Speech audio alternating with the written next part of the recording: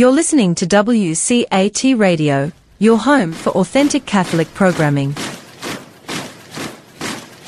Oh, so how have you been? I've been pretty good. Pretty good. Yeah. It's been a while since I've talked to you. Yes, I'm finishing up at Holy Apostles. This is going to be my last semester. I decided to draw with not withdraw, but draw back, right? Step back from teaching.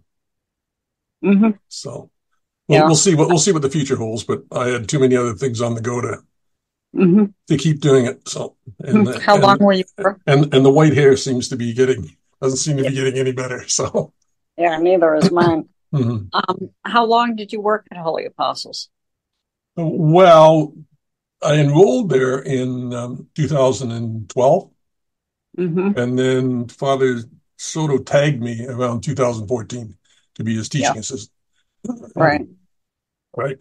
And his academic load was quite heavy. I mean, at some points he was teaching 7 courses. So yeah, I helped him revise his syllabus and the syllabi, and gradually, we didn't do it all in one fell swoop. It was term to term to term. We'd make more refinements and more refinements and more refinements, so that by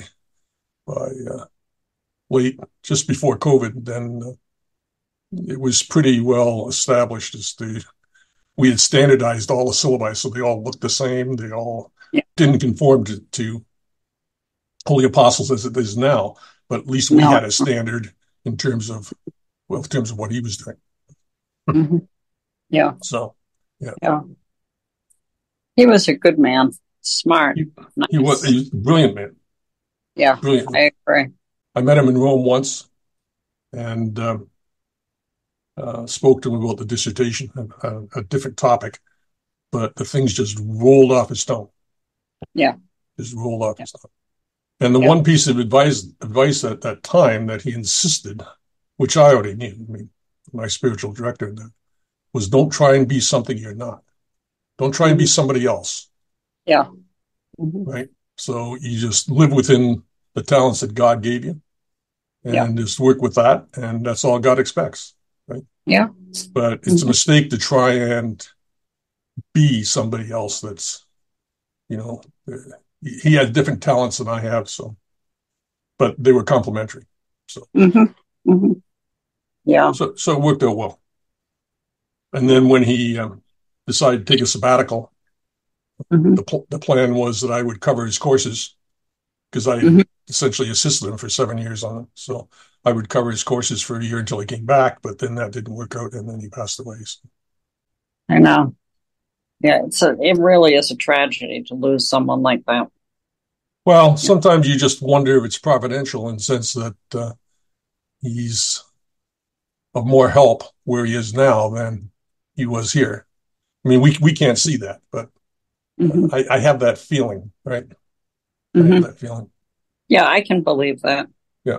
Yeah, I was absolutely stunned when I heard it. I had no indication at all that he was even sick or anything. No, it was sudden. I got an email from Sebastian one night about midnight saying, "Have you heard about this?" And I thought, no, it can't be true. But, yeah. And there was no real warnings of it. He never indicated to me his health was suffering, although he was very close to the vest in terms of his own things. So.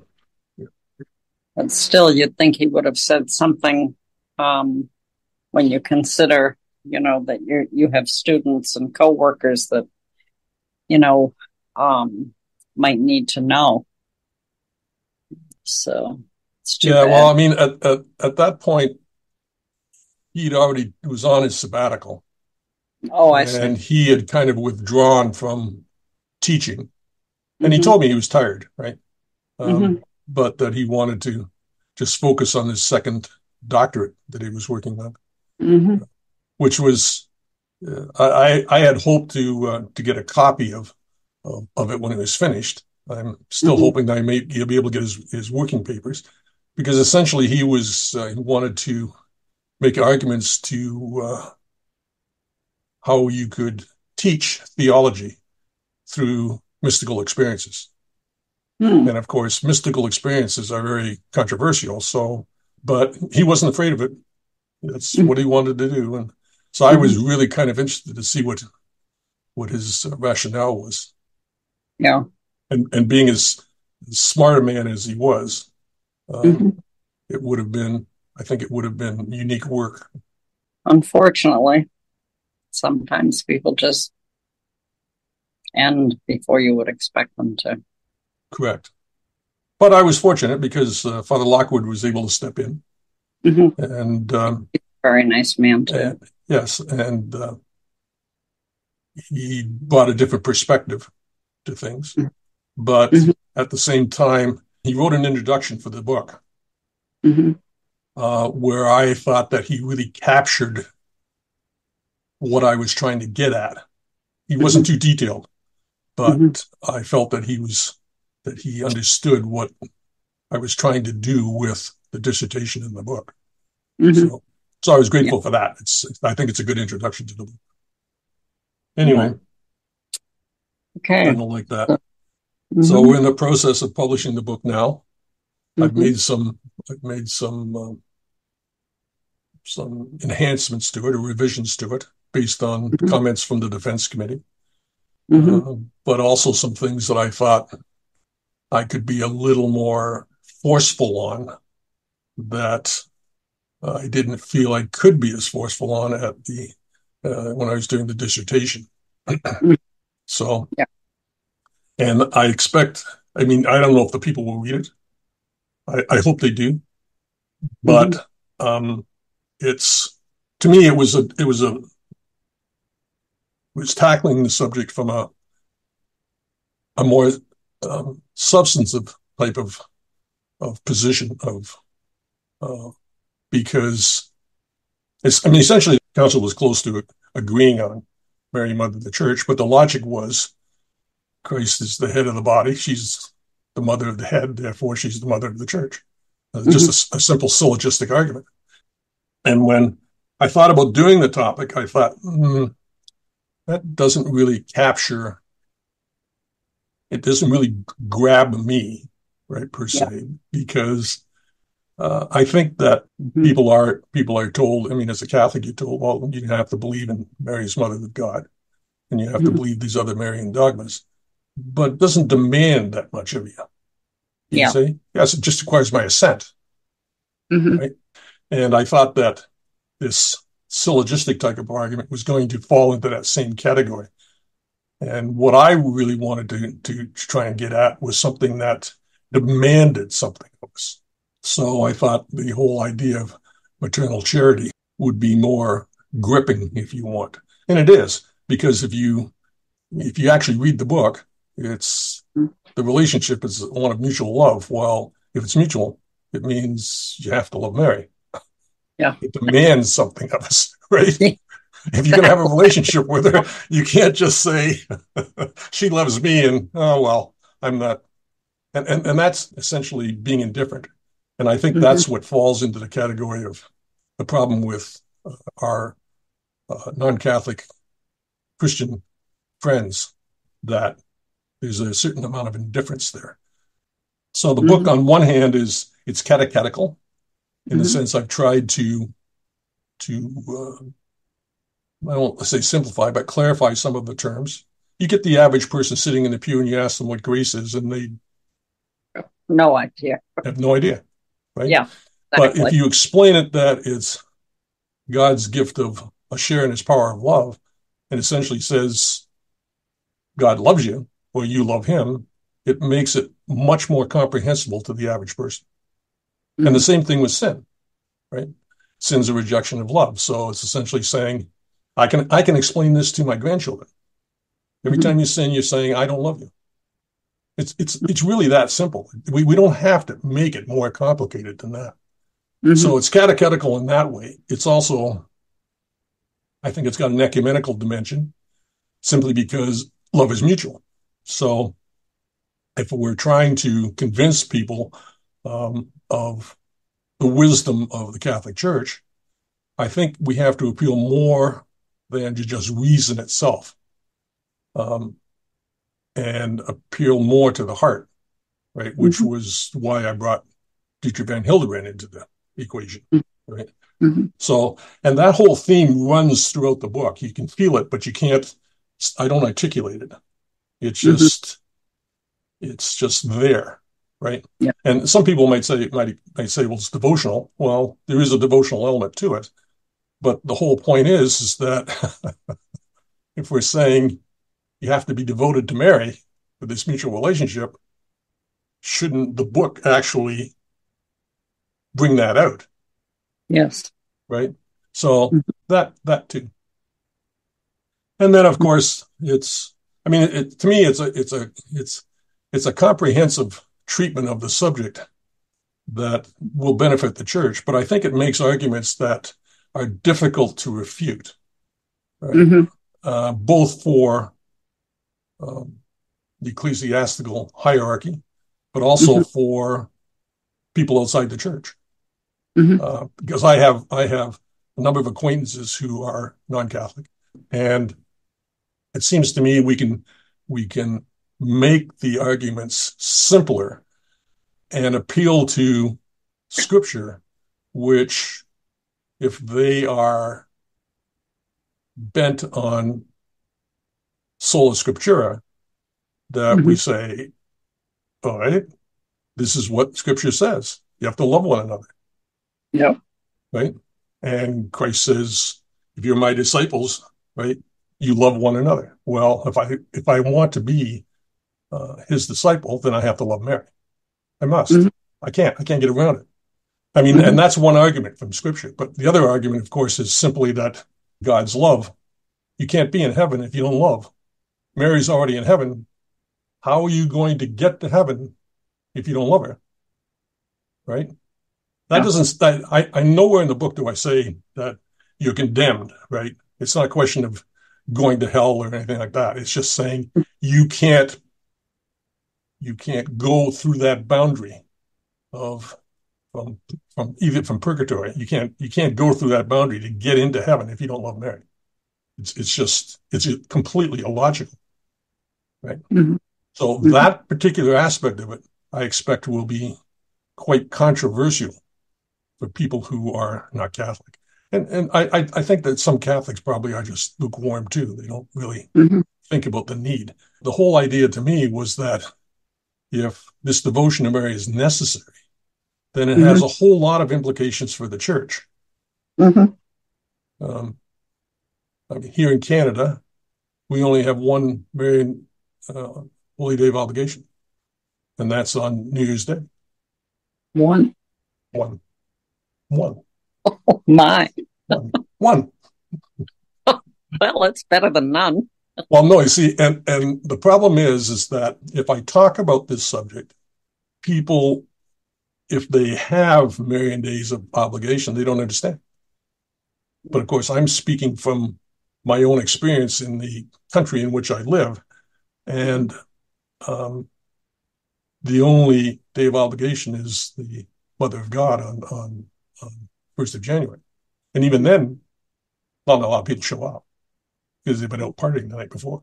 So, True. But if the church adopted Mary, Mother of the Church, as dogma, as a relationship of mutual love, and said devotion to Mary is necessary, what better way than say, let's reinstate all the Marian holy days of obligation, right?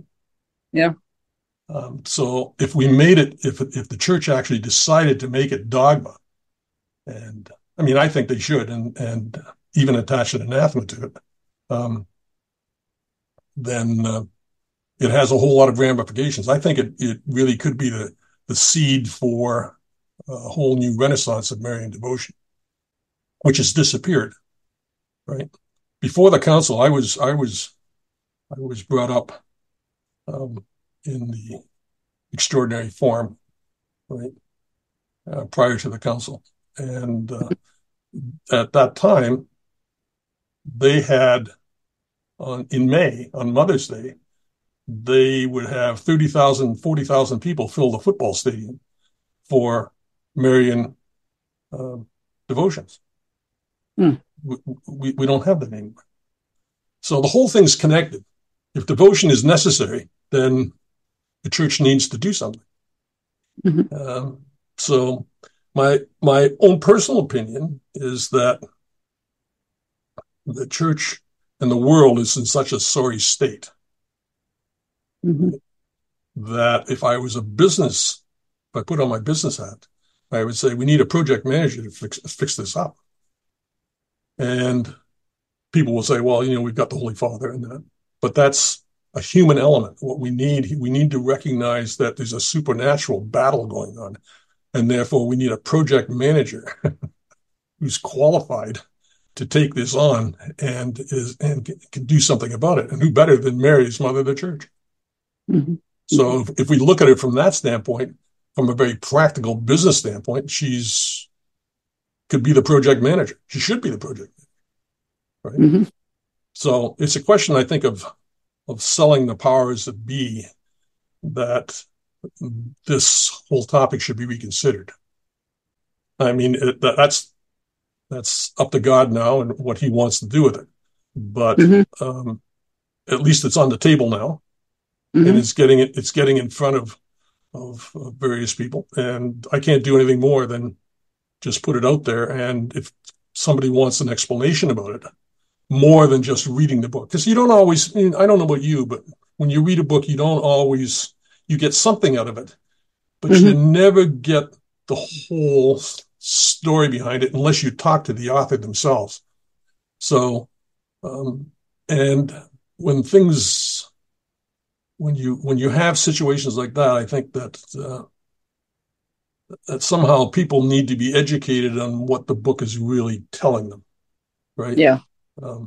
So it's going to be controversial, I think, for Protestant friends.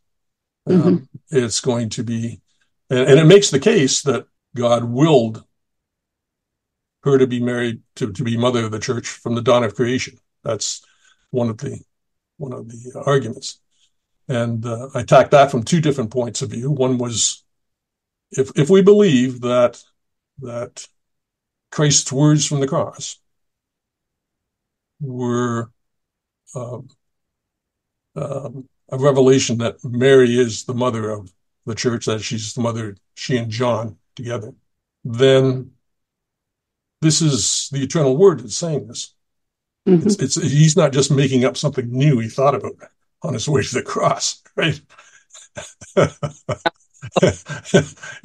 His will is immutable, so you have to say it's unchanging. Therefore, you have to say that this was ordained from the very, very beginning.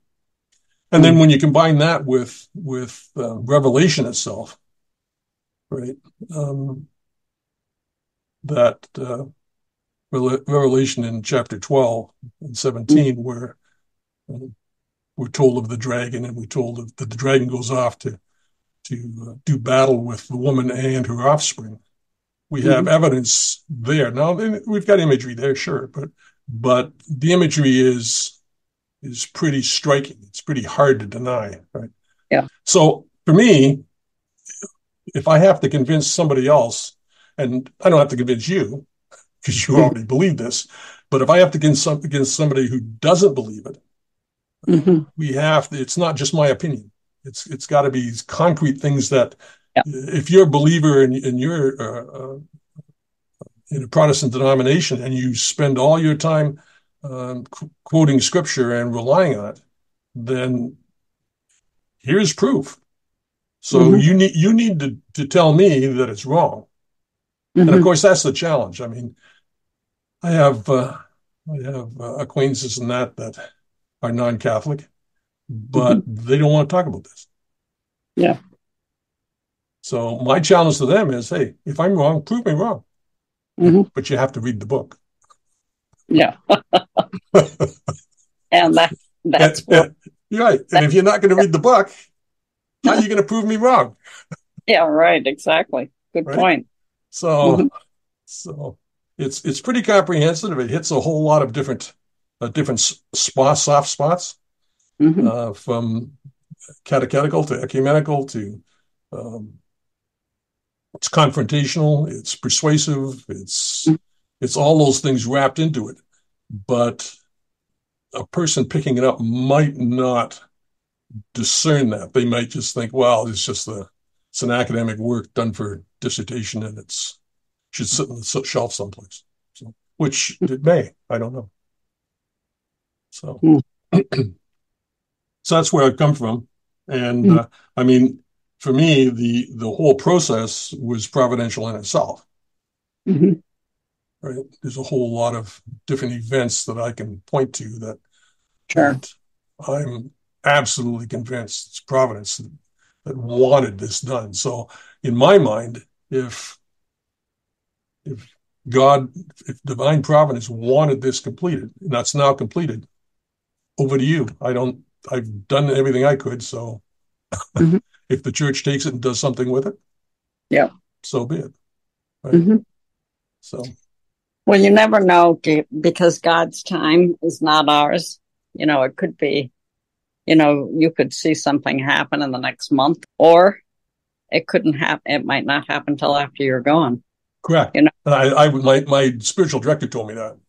Yeah, it's very true. We're on a different way of time, so to speak. I mean, I know it's not really time, but for God, but it's just that we expect, like we do something and there's a result.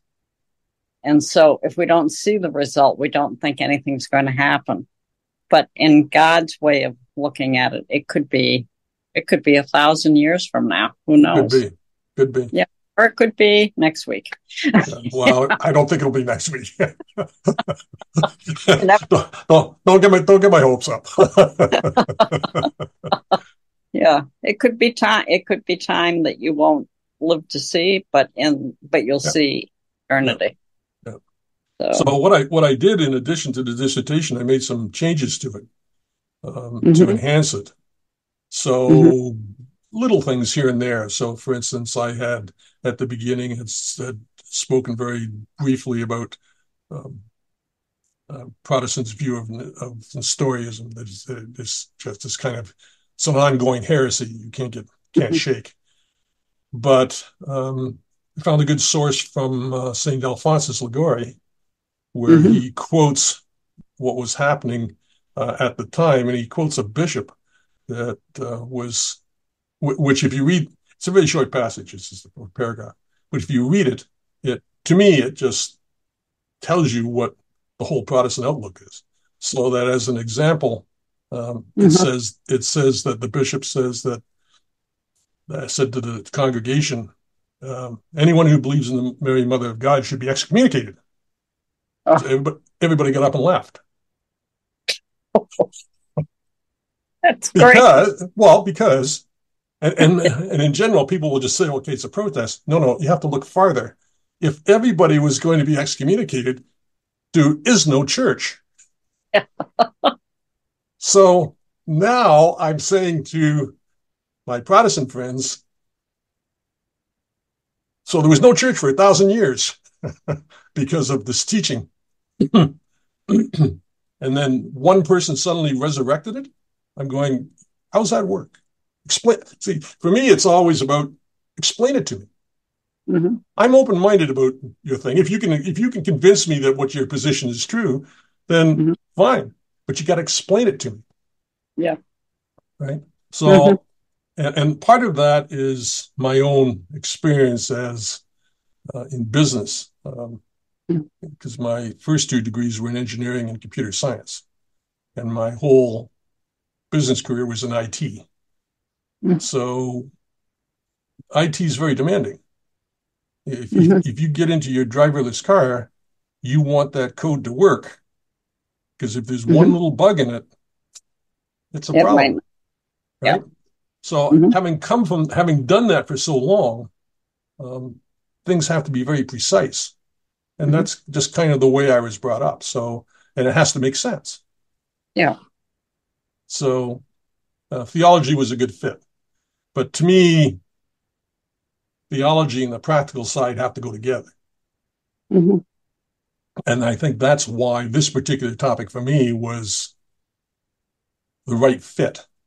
Because we can talk about Mary and Mariology and theology of it. But at the same time, when we get to the end of the story, we have to be devoted to Mary.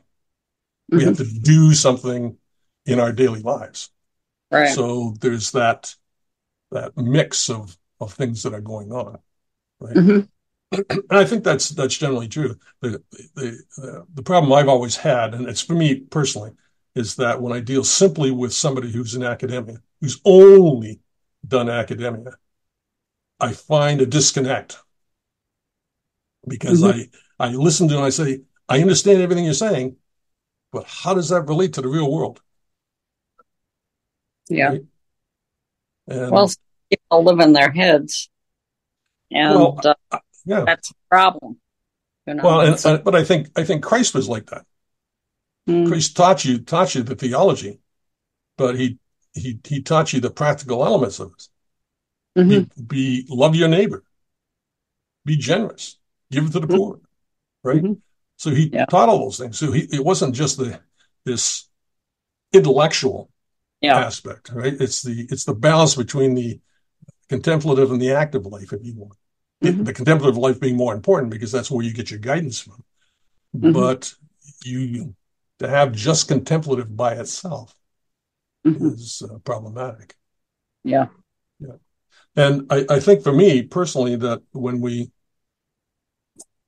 I was doing this, even when I talk about it to other people, now you're of my generation, so you were around at the council, and I was on campus at a Catholic university, Catholic college, and I saw the effects of what was going on.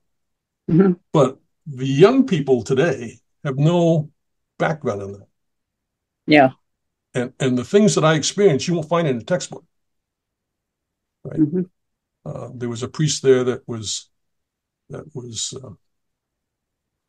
who after taking one of your courses, I was doing something on Father John Hardin. In the middle of of his video, he says, if you read this priest's work for 6 weeks, you'll completely lost your faith. I'm like, whoa. Well, no, because generally speaking, we're not that direct, right? Yeah. That's the way I felt, but somebody else was actually saying, right? And we had good friends of the family that knew this, but this priest was at the council. He was advising the cardinal bishop, and while I was on campus, they shut down a contemplative order of Precious Blood Sisters, and they were all told to go and be social workers. Now, for me, it was culture shock. I had come from this very structured conservative, and now I'm here, and I don't know what to make of it. Yeah, right? And that was just one thing. So that the problem is that when you are talking to other people, if I talk to you, you understand it. But if I'm talking to somebody who's in their 30s and they have no exposure to it, they just whatever they've read, and I'm saying you weren't there. Yeah, exactly. Right, and of course that shapes your attitude towards how you approach this kind of a subject for Mary. Yep. So things today are, I mean, even at the council, we see that there was discussions about trying to downplay into Marian dogmas, and even the suggestion of getting rid of the anathemas. And I'm saying, do you have any idea what happens if you get rid of the anathema for Mary, Mother of God? Now we're back to Nestorius, and anybody can say whatever they want. Yeah. Right? We have no guardrails on the highway. So all those things were built into this. I'm not sure they necessarily came across, and it takes time to articulate them all, but it's there. So hopefully somebody picks it up and does a little bit of reading on it. They'll discover something a lot more substantial than just saying, well, she's the mother of Christ, therefore she's the mother of the church, right? So, and having something demanded of us, I think, is critical. And for me personally, it's if if we could get that doctrine adopted here, then we'd have Marian days of holy obligation. Right? We'd have a whole renaissance of Marian devotion that's missing. And I personally, I just think that given the state of the world, we need a mother. Right? Well, the world isn't getting any better, that's for sure. No, and for me, what's noticeable is getting worse faster. Getting worse, but we're not really going to Mary to help us. Yeah. Right? Mm-hmm. But we kind of downplay her importance. And we say, well, yeah, she's there. We'll pray to her and everything else. Mm-hmm. And I'm saying, no, listen, we have a priestly scandal here. Yeah. Are there any devotions to Mary that were specifically targeted towards that problem? Because that problem is diabolical in origin. Yes, absolutely. And that simply goes back to Revelation. And the dragon went off to wage a war, right? Mm-hmm. Yep. And people don't think about that. They think about it as a problem in sociology, problem in psychology for the man. Which and I'm not negating that. There's other aspects to it, but at the root of it is, if you see it as a diabolical attack on the priesthood, then it makes perfect sense. Because if you get it's like in the Second World War where the enemy would target your officers. Mm-hmm. If I get rid of the officers, we have nobody to direct the rest of the platoon. Mm-hmm. If we get rid of priests, the laity has nobody to go to. Mm-hmm. We have no sacraments. And so you go after the officers, the ecclesiastical officers. Yeah. And if you look at it that way, it makes perfect sense.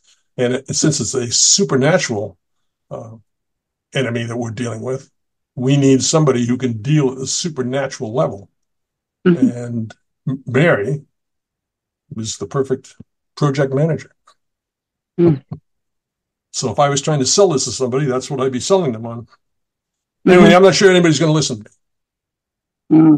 Right? But it's in writing. Mm-hmm. If somebody wants to pick it up and wants to go with it, I say, away you go. Yeah. Mm-hmm. So there you go. You never know. You'll never know the effect you have. So you might only have one person read that book, and he might turn the whole thing around. They might. And I think to some degree, it's probably just as well that we don't know what effects we have on other people because we get a swelled head. Yeah.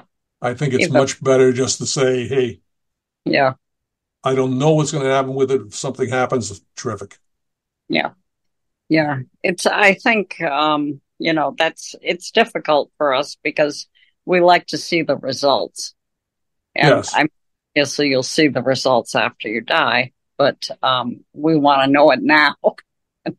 Right. Very patience. Right. Yeah. Well, when I wrote an epilogue to it. I won't say short in comparison to a chapter, but it's probably 15 pages or so, an epilogue that addressed various things. But one of the things I addressed, because Dr. Pinto had brought it up into defense, was the connection with this and Mary, Mother of All Graces, and Mary as Corde Redemptrix. Mm-hmm. And the only thing that I really tried to point out in the epilogue was that there's unresolved issues with those two topics. But I think that those two topics benefit from Mary, Mother of the Church, because I think it flows from her maternal relationship with the Church. But one of the things that was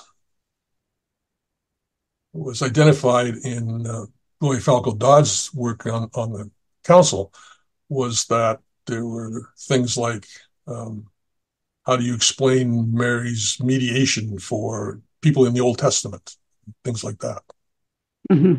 And I think for that we have to look at some of the mystical experiences which people shy away from, simply because we can't trust them, right? Mm-hmm. I've mentioned it to a couple of friends of mine. One's a canon lawyer, and he just says, "Well, it's not meant for them; it's meant for you." Sorry, it's not meant for you; it's meant for them. Yeah. Father John Hardin disagrees with that. He thinks that if it passes the test for orthodoxy and free of error, then it's meant for everybody. Mm-hmm. But what I did was I essentially looked at Anne Catherine Emmerich. Now, what she does is, in her book, she says that Abraham was shown a vision of the woman, of Mary. Now, he probably didn't know who she was, but he was shown a vision of her, right? That he would have understood from scripture from Genesis, right? And that's an interesting proposition for somebody else to pick up pick it up as a topic and explore that. Now, I was talking to Sebastian about this, and we were talking about semiotics and the study of the universe and how it relates to God. And we were talking about, I brought up Albert Einstein. Now, when I brought up Albert Einstein to a couple other doctoral experts, they just looked at me and shook their heads. But what Albert Einstein says is that once you reach the speed of light, time stands still, and two people in two different times can experience the same event. Yeah. That sounds awfully familiar, doesn't it? When we talk about the mass. Mm-hmm. And they said, well, we don't go the speed of light. I said, no, you've missed the point. I'm not talking about how it works. I'm talking about that he said there is a state where time stands still and you can both experience the same event. And he came to this conclusion by just looking at the physical world. Doesn't that say something to you? I mean, it says something to me. Now, I don't know how to put it all into perspective, but what it does is it says when you talk about Abraham seeing a vision of Mary, it opens a whole lot of questions that somebody else is going to have to go into. But it makes a fascinating topic for another dissertation for somebody. A difficult one, right? Yeah. But because they have to navigate this whole idea of private revelation and how much we can trust it and the science and everything else to put it all together. Yeah. But for me, it's a fascinating topic. And if it's true, and I have no reason to believe that Anne Catherine Emmerich is not true, other than the fact that we can't prove it's true. Yeah. But if it's true, then Abraham had an experience that we can't explain. And of course, our whole problem is that since we live in time, we only have words that express temporal activities. And that's even in the gospel. Yeah. Right. So I have to ascend to the Father. I have to go here. I have to do this. Right. And so our words don't convey the divine reality, and we don't have the words to express it. You're right. But I think it starts with recognizing that the reality is different than our reality, and that it's worth contemplating it to see if we can dig a little deeper into the topic. So this book my plan is this book is the first in a series. Oh, good. So I'm hoping to have 4 books when I finish, if God willing that I live that long. So this is the first one. The second one is the draft is done. I'm just fine tuning it, but it's on Mary's mediation of sacramental grace. Mm-hmm. So again, it's got a practical element to it, because now we can talk about the sacraments and what it really means. Because to some degree, we have this superficial idea, I think, of the sacraments. It's not a ritual, but people go to confession. But how many people actually, when they go to confession, actually have that interior disposition, right? Yeah. And I made that point. And Hildebrand makes that point: is that it's the difference between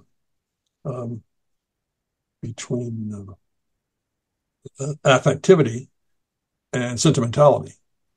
Mm-hmm. So a person that goes to the sacraments out of true remorse because they see Christ on the cross, that's not sentimentality. Right. But if they go because they want to feel better, yeah. Now we're into the whole realm of sentimentality. So Hildebrand was good for that point of it too, to be able to separate out the two, because it's easy for people to say, well, you're too sentimental in the book. Well, no, now we have a Catholic scholar, a well-respected Catholic scholar, that can make the delineation between the two. Yeah. Right? So all of that was feeding in it. So the second book is on that. The third book, I wanted to address. It's going to be called, I think, Mary, Mother of the City of God, and it's essentially going to analyze and look at Mary of Greda's book. Right now, that gets us into private revelation. But I think the value in that, I'm not going to be looking at that and saying that everything she says is true. I'm not claiming that it's true. Right. But what is the value in it is that Mary of Agreda says certain things that are theologically correct that would make excellent topics for doctoral dissertations. Right. So my argument for the second book was that Mary mediates sacramental grace based on the fact that she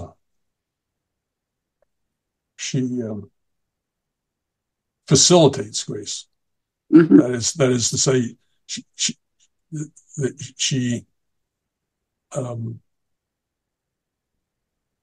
mediates the grace of the sacraments ex hoc operandis, right? And I found this quite. I mean, I don't know. I'm maybe I'm too simplistic, but I looked at the analysis that Dodd had done on it, and you have theologians that say, well, we couldn't find her place in how she is in terms of causality of sanctifying grace and everything else. And I'm going, we don't have to look at her that way. All she does is get you ready to receive Christ's grace. So all she's got to do is change your disposition, which is the subjective element of the sacraments. Yeah. So we've placed her right in the middle of the operations of the sacraments ex operandis. Not operato. Put that aside. That's all Christ's responsibility. What she does is she prepares us and gets us disposed to receive the grace. So that'll be the second book. The third book will be on Mary of Agreda, and then the fourth book is essentially going to try and tackle this quote from Revelation that the dragon went off to wage war. So I'm going to talk about Mary's participation and how she's affected by this war that's the diabolical war that's going on in powers and principalities, which leads us into various heresies and scandals with the church and things like that. So that'll be if I can get that done, that'll be my contribution, and then somebody else can pick up the torch and tear it apart, run with it, do whatever they want with it. Sounds very, yeah. So it's ambitious, but that's why I'm stepping back from the teaching part, is that I just wouldn't have the time to be able to finish that off. Right. So that's where I am. It's a pretty good So place. so you've interviewed a lot of authors Mm-hmm. and Over 300. over 300. I've had over 300 interviews. And what have you learned from those authors? On occasion, well, first of all, it shows me how alive the faith really is. So often we think, people just go to Mass because they have to, and a lot of them don't even do that, and a lot don't receive the sacraments, or if they do, they're not receiving them the way they should. But what I see is like there's a lot of people out there that are writing about these things, and they're, by and large, they're on the right side of the fence. They might make some teeny tiny little mistake, but not something that couldn't be fixed. So it really has impressed me because, I had no idea that the Catholic writing was becoming so popular. And there are many, many people that I haven't interviewed and that are as enthusiastic and as thoughtful as you are. So it really gives you a perspective, because you see how alive the faith is and how many people are thinking about it. And overwhelmingly, they're lay people. And I find that interesting because, when I converted and decided, or was led, I should say, but decided to say yes to becoming a theologian, it was like people just didn't seem that enthusiastic. So I think that there is something going on, that most people aren't aware of. How many men would, you had a career and now you're talking about writing 4 or 5 books, to help people to understand some truth. Mm-hmm. And there's so much of that going on. So that's the first thing it's taught me. By and large, I'd say that there were only a few that I would look at and think, it's not going anywhere. But, other things definitely have the capability to go further. Who knows if they will or will not. Right. But so that really, it really enlightened me of exactly how vibrant the faith is that we don't necessarily see. So it's an interesting point. Yeah, it is. The problem I see, there is, I think that's a small group myself, because in general, if you talk to people, they don't read very much. We're all on the internet now. And there's a whole lack of critical thinking skills. Well, that's true, but that's across the board, not just in Catholicism. No, that's true. Yeah. But God gave us the rational intellect. Yeah. And people aren't using it. Yeah. And when you make a rational argument, a lot of people don't know how to respond. Yeah. Yeah. Right. So my challenge to people I know, I said, well, here's the argument. Tell me what's wrong with it. Good. Well, yeah. I had lunch with a person I met. He's Muslim, and I just had coffee with him. He's here in Canada, didn't have many friends and stuff. But I didn't go to talk to him about religion. We just got onto it. Yeah. And I said, so here's the thing. I said, Islam teaches that you honor Mary. He says, yes. And I said, and you teach that Christ is the holy prophet? Yes. I said, well, see, what you need, for me to accept that, what you need to do is explain to me how Christ is the holy prophet. But in another part of the Quran, it says that if you believe in three persons and one God, you're an infidel. Now, we know that Christ claimed to be the second person of the Trinity, so how do you reconcile that? I said, all you can do is convince me. But I said, I'm having come from a IT and a practical point of view. I'm all about contradictions, right? So if this contradicts this, and I can't resolve it, they're either both false, but they're not both true. Yeah. Right. And therefore I try to push those kinds of things aside and say, okay, until somebody can give me a rational explanation of that, I'm not giving that any more time. So, but he's like a lot of Catholics that just say, well, Mary's mother to God, and that's what we're taught, so that's what it is. So, but he wasn't able to explain it. But generally speaking, I take this approach where I try to engage the person by saying, okay, so here's my argument, what's wrong with it? And here's what you're saying, and I can't reconcile the two things. So explain it to me. Right? My wife is always afraid that I'll invite all the Jehovah's Witnesses into the house.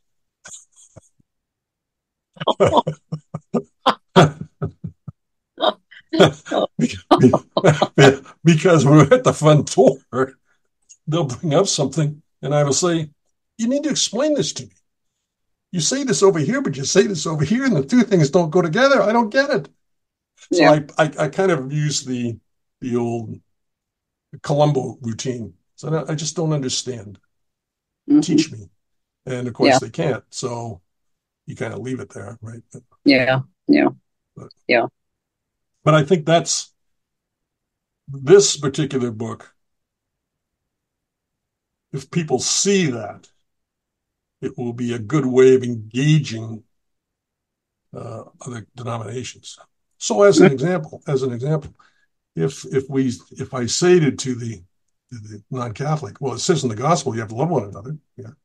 And it says in the gospel, if you don't love your neighbor, if you claim to love God and don't love your neighbor, right, then you don't love God.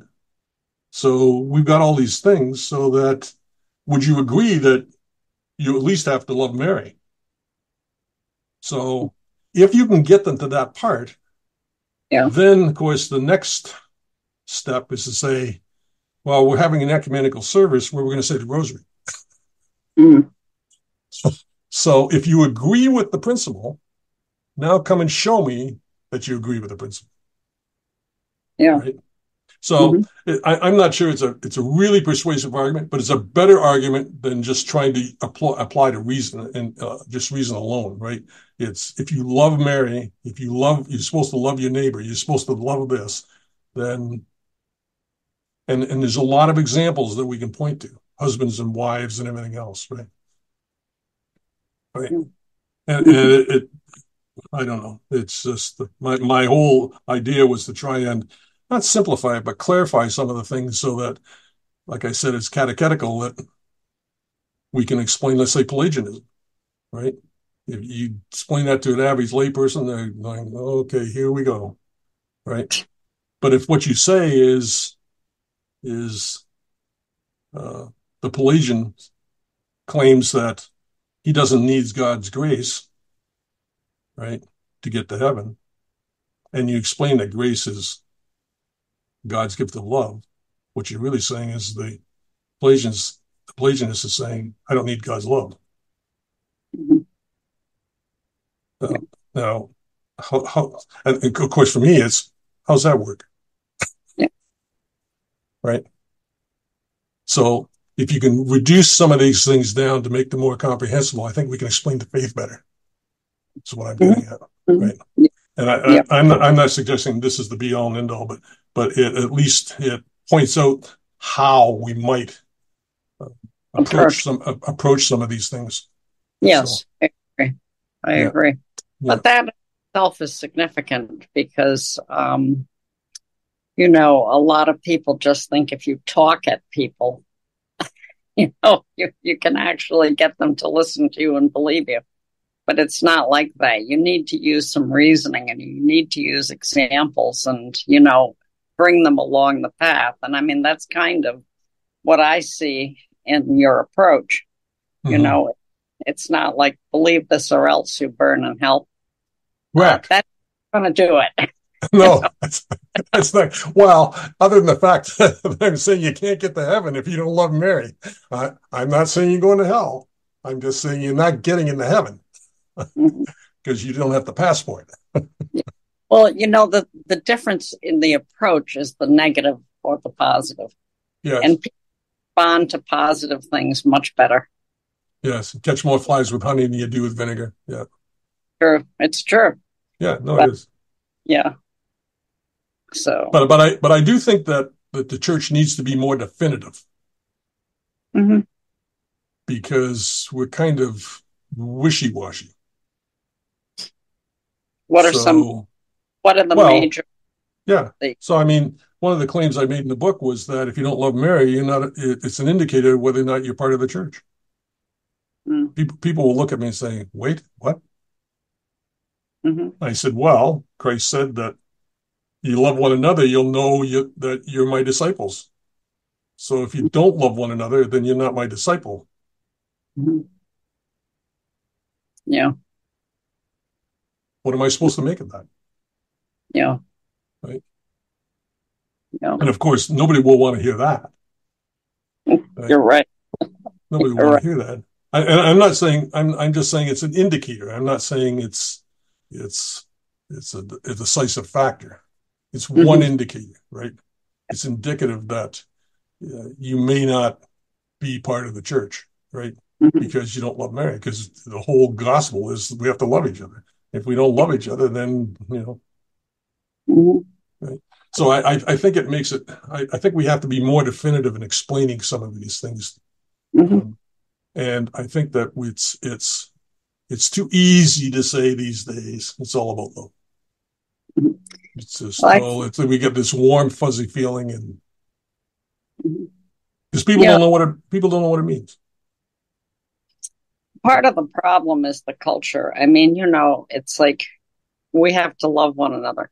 In this culture, I think that could probably erroneously be translated into just don't bother the other person. Let them do what they do. And so, there's also just an atrocious lack of the knowledge of some of the terms that we use and what they mean. And I mean, easily misunderstood by modern people. So, I don't hurt anybody, so I don't have to love them. Well, that's great. You didn't trip your grandmother down the stairs, so I guess you don't.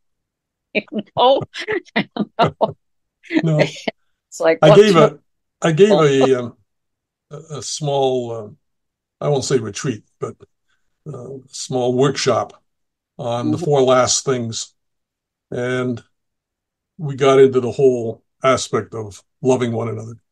And I'm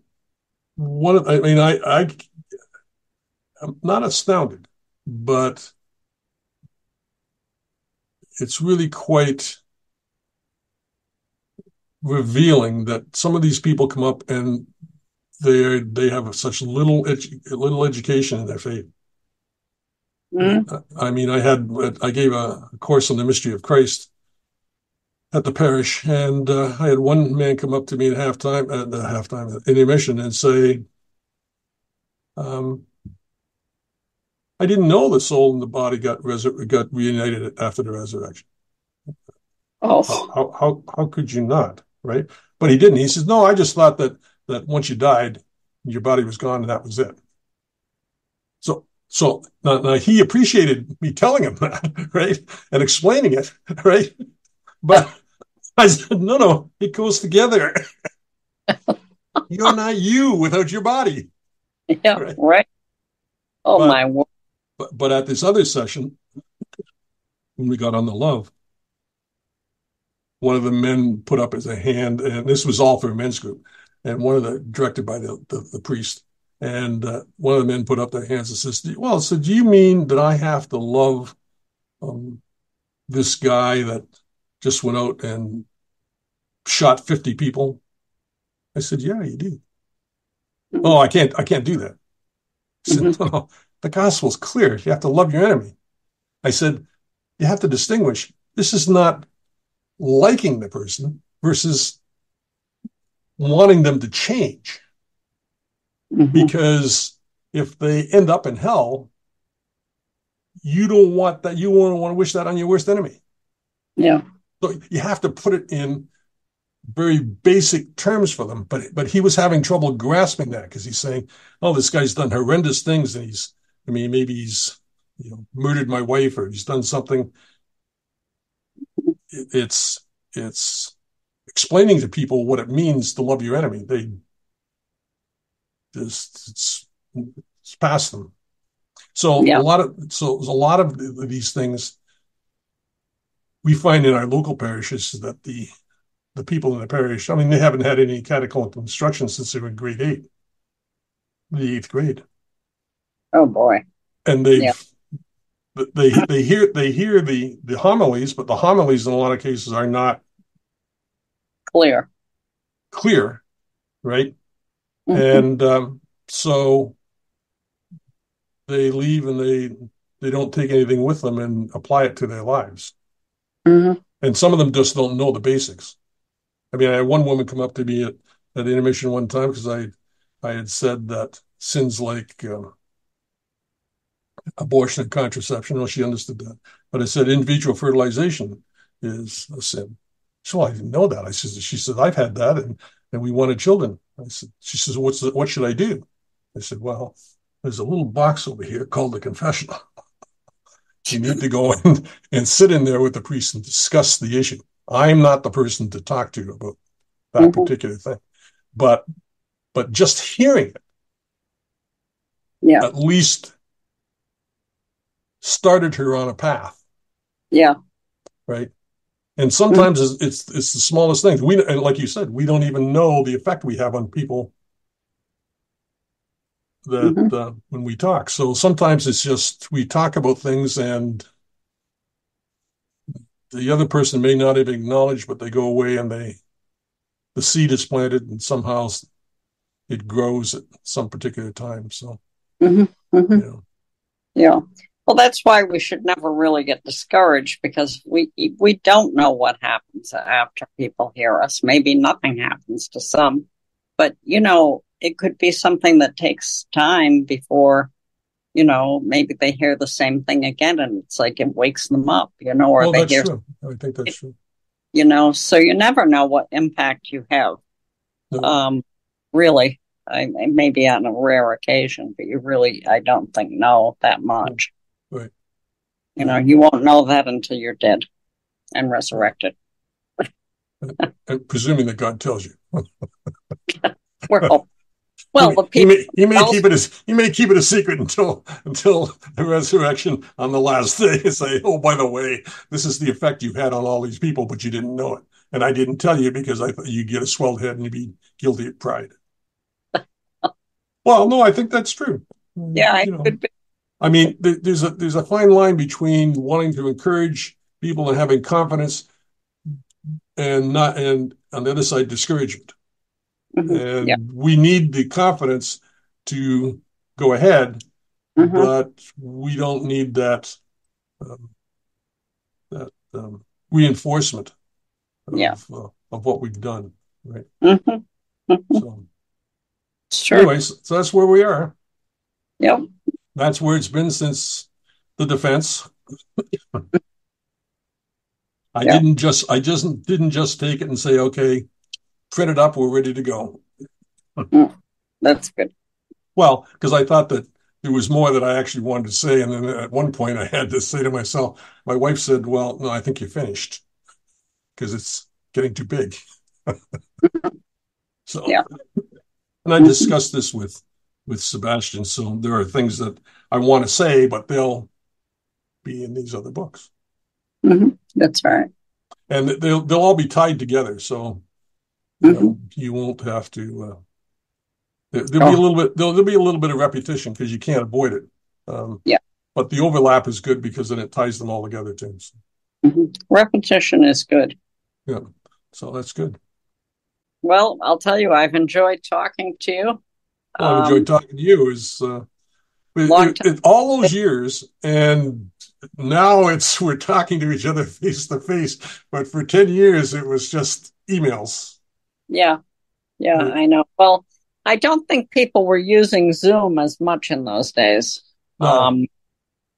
So that's certainly part of it. Yeah. But well, I mean, that's a challenge, I think, with online teaching too, is that with asynchronous teaching, I mean, you can't get everybody on the Zoom call at the same time. Yeah.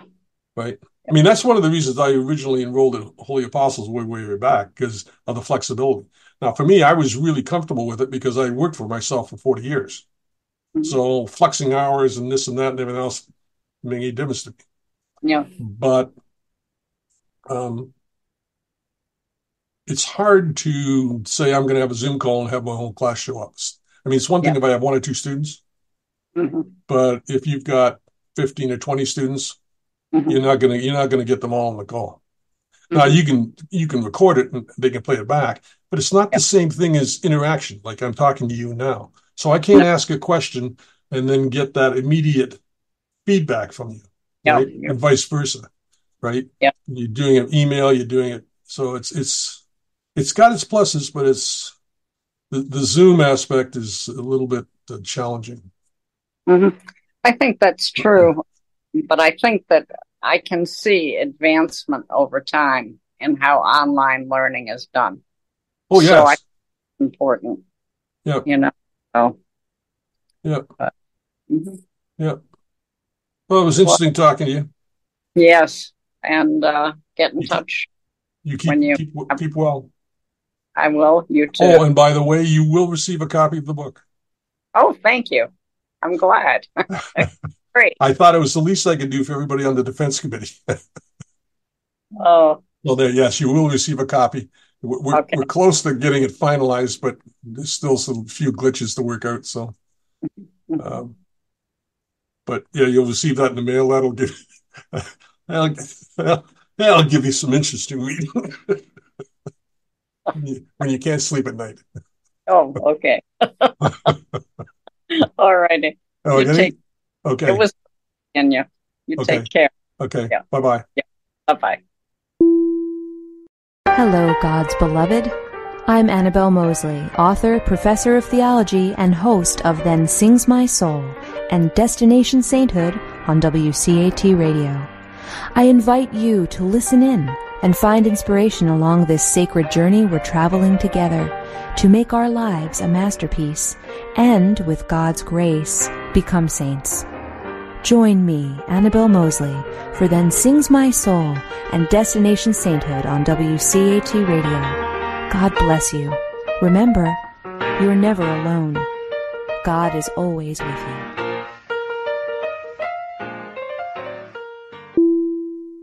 Thank you for listening to a production of WCAT Radio. Please join us in our mission of evangelization. And don't forget, love lifts up when knowledge takes flight.